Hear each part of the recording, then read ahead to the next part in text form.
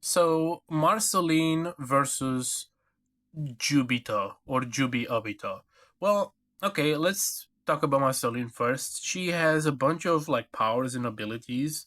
Just in her default normal form, she can live for like at least 1,000 years. She can suck souls, which is very useful. And then when she becomes a vampire and she absorbs all the powers from all those vampires, she actually gains the ability to fly, become invisible, mind control, heal herself very effectively. She has telekinesis, probably teleporting, um, a bunch of other stuff, and also she herself. I don't know where this comes from. I think this just might comes from her experiences, but she also has necromancy and can control dead, the undead, I should say, and she has some sort of magic as well. So she's pretty powerful when it comes to like her abilities and stuff. When it comes to her strength, she is one of the strongest characters within Ooh. Not within like an Adventure Time universe or multiverse, but within Ooh itself, she might be like the strongest. She, for example, is stronger than Princess Bubblegum, Finn, Jake, and Peppermint Butler together.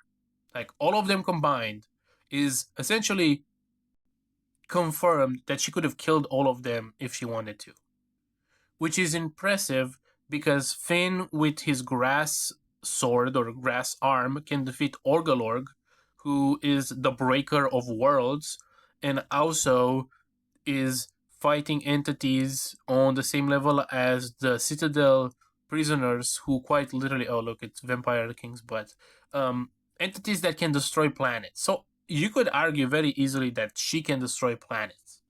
Or at least she's on the level of characters that can destroy planets, I should say. This becomes extra evident when you find out by because I'm telling you that see Flame Princess over here, she's very boosted to be way powerful, way more powerful than she usually is, and she's strong enough to destroy the planet. So this Flame Princess is strong enough to destroy the planet, this one, right? And Marceline, while being a marshmallow of all things, being transmuted into a marshmallow, fights a hundred times more powerful version of her as a marshmallow, and she beats her ass, and that's hilarious. That shows how powerful she is. Meanwhile, we have Juubito over here, and I'm using Swakage's videos as like a background because I don't have anything else to put. I just looked up Juubito and he came. So you have here Juubito. How strong is Juubito? Well, he's stronger than like Madara and Hashirama and Naruto and Sasuke.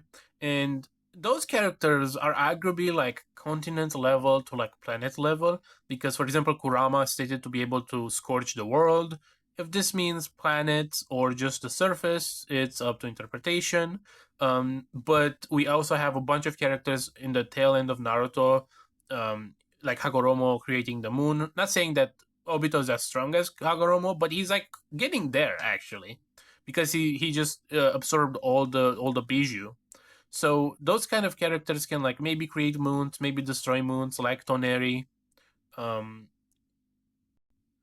and even further confirmation for this is actually the fact that the Ten Tails, when shown on a graph, the power of the Ten Tails matches the planet itself.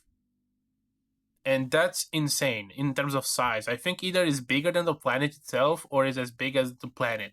And the planet is just a normal planet. So it's very arguable, very easy to argue that Juubito containing all the power from the Ten Tails inside his body makes him like planet level.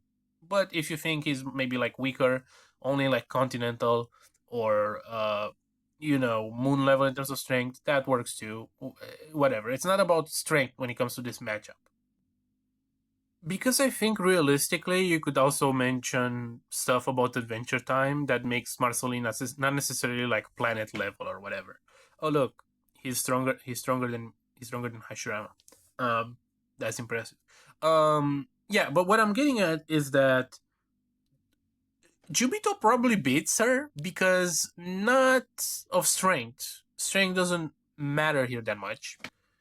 It's because of those true seeking orbs or projectiles or whatever. Those are strong enough. They're not even strong. They have properties that just erase you from existence. They erase your body on a molecular level, and they even erase your soul.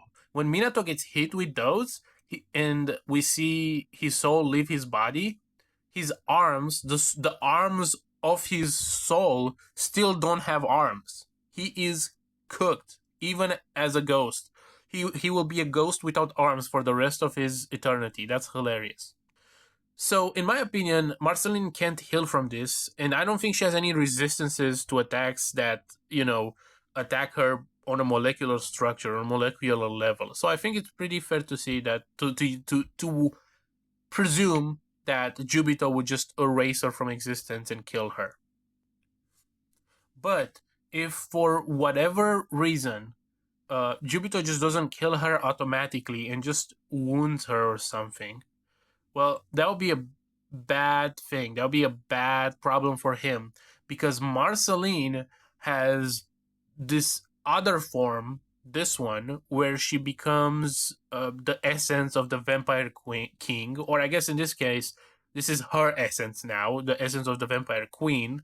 And this essence is actually strong enough to not only destroy Golb's monsters, as we've seen, which are themselves very, very powerful, but it's actually strong enough that Princess Bubblegum says that it will affect reality itself. It could affect reality itself.